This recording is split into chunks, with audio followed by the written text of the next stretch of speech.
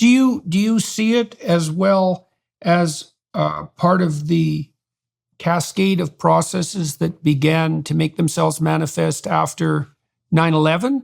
And this is partly when you got interested in the clampdown on civil liberties. And, one of the things that I observed at that time, which I don't think has gone away in the least, was the transformation of airports into micro-fascist states. And I thought that was a really bad idea, because by treating everyone like a potential perpetrator, which is exactly what's happened in the airports and has never gone away, you essentially train people to adopt that mindset, because everybody goes through airports. And once it's okay there, well, then why isn't it okay everywhere? I mean, there's lots of buildings in the UK now where you basically have to undergo an airport-style search before you go into the building. And of course, you have to do that in many of the government buildings in Washington, which I also think is an appalling idea. But so is there an additional thread that's promoting this top-down clampdown that you think is a consequence of what occurred after 9/11? Yeah, I think it's a really important observation. I was in Manhattan on 9/11. I lived and worked in New York at the time. I remember as well as anybody the vividness of that trauma. It was a very traumatic event. It was frightening. It was terrible.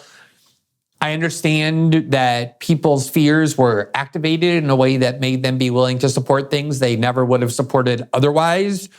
I ended up supporting things that I ordinarily would have recoiled from, like most people in the United States did.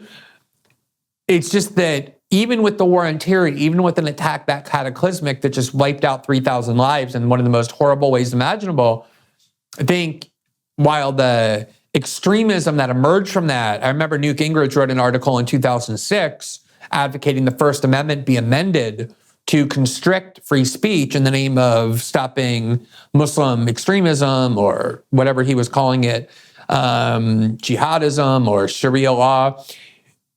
Those ideas ultimately didn't go as far as they might have, because the sense of what American democracy means kind of got reawakened. And I think people did start drawing lines, and President Obama ended up winning in 2008 on a pledge to close Guantanamo and reverse the kind of more extremist measures of the war on terror. Even though he did none of that, that was what his campaign that was successful was based on.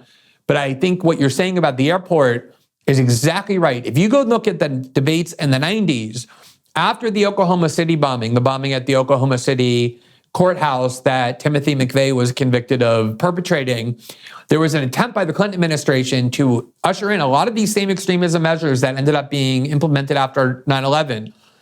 They wanted, for example, the keys to the internet, a backdoor to all of the encryption used by the internet. And the Republican Party, including people like John Ashcroft, who became George Bush's attorney general in the wake of 9/11 and the champion of a lot of these civil liberties assaults, led the way and said, we're not giving the federal government the ability to read our communications, to spy on our conversations. This is too anathema to the American way of life. And so quickly after 9/11, the exact same faction in the Republican Party and American conservatism, traumatized by the attack on 9/11, again, for understandable reasons, but ultimately went so far in implementing what became an authoritarian mentality. And if you go to the airport, of course, all of us now are so acclimated to it, it seems normal. But the idea that everybody just so dutifully takes off their shoes and takes off their belt, and the climate there is you just do what you're told. It seems trivial, and it's the form of, it's a kind of petty authoritarianism. No one's being imprisoned for it. No one's being shot. But what it is it's almost more insidious because of that, because exactly as you say, it started conditioning people that in the name of safety, we need to unquestioningly obey authority, kind of submit to whatever humiliations, whatever orders we're told to do, and to watch the American conservative movement that was so steadfast in their opposition to the idea of federal government power in the 1990s immediately turn around and start meekly taking off their shoes at airports and doing everything that they were told and going through these machines in the name of safety, I think was quite transformative. And I do think it started training Americans to accept the kinds of infringements on their autonomy in the name of safety that even just a couple of years earlier would have been unthinkable. Well, you know what? I think maybe the critics on the left, I'll specify them to begin with, have always been concerned that the fundamental threats to liberty and, let's say, equality would emerge as a consequence of greed and the desire for power, and it's obviously the case that there are valid criticisms that can be levied against gigantic organizations that tilt towards regulatory capture with regards both to their greed and their desire for undeserved power. But I think that the left has radically underestimated the threat that fear poses to liberty. And I guess that's probably true of the right as well. And what you're laying out is a case where the excuse for interfering with fundamental liberties is always something like a higher, or is very frequently something like a compassionate concern for safety. And so maybe it's the neo-Nazis that we have to be afraid of, or maybe it's the Muslim jihadists, or maybe it's the bloody pandemic, or maybe it's the looming environmental apocalypse. But there's always some terrible catastrophe that's looming so intently that this is finally the time when an assault on our civil liberties can be justified. And my sense of that is that the reason we made these rights axiomatic, or actually the reason they are axiomatic, not that we made them that way, is because there isn't any circumstances under which there's a better approach than to leave people the hell alone and to let them say what they need to say. And that's partly because, one of the things I think conservatives do extremely badly is to try to protect free speech as if it's just another freedom. It's like a hedonic freedom. Well, of course you get to say what you want to say because you want to say it, and it's, you enjoy it, and it's annoying not to be allowed to say it. And that's not really the issue here at all. The issue is that for most people, there's no difference between speaking and thinking. So, and even for that small number of people who can in fact think, and that's actually quite rare, most of those people think by speaking. They just speak internally. I mean, you can think in images too, but really detailed thought really requires words. And so freedom of speech is exactly equivalent to freedom of thought. And the reason that you think is so that you don't do stupid things carelessly, right? So there's this it was Alfred North Whitehead who famously said that we think so that our thoughts can die instead of us. And if thought is the process by which we renew our misapprehensions and adapt to the world at large and transform our institutions, if you interfere with free speech, you doom your institutions to stagnation and corruption.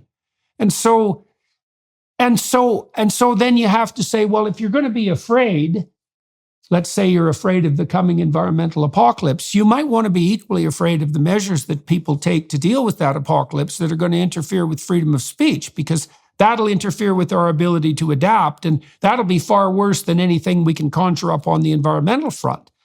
And so I think that's part of the reason that these rights are self-evident, right? Is that the whole bloody game will grind to a halt if we ever allow them to be interfered with.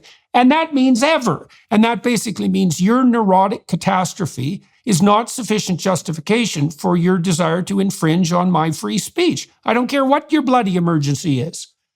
I think this is something I've come to conceptualize better over the years, and it's very much based in the psychological dynamic you're describing.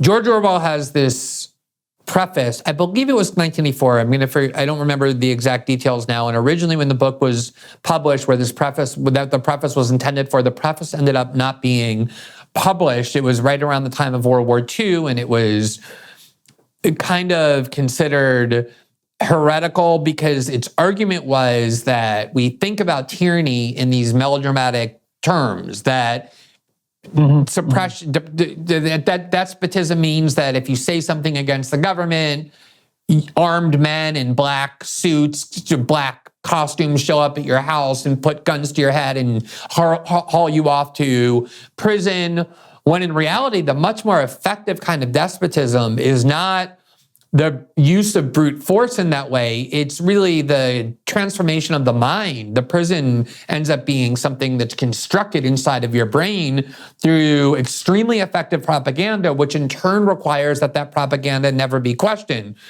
If you can control a population based on how they think, you essentially eliminate the possibility of dissent. So you can make dissent on paper legally permissible, but anyone who does dissent will be so instantaneously marginalized because of the efficacy of propaganda that it's a much more effective way of controlling human beings because you're controlling the thoughts that they have.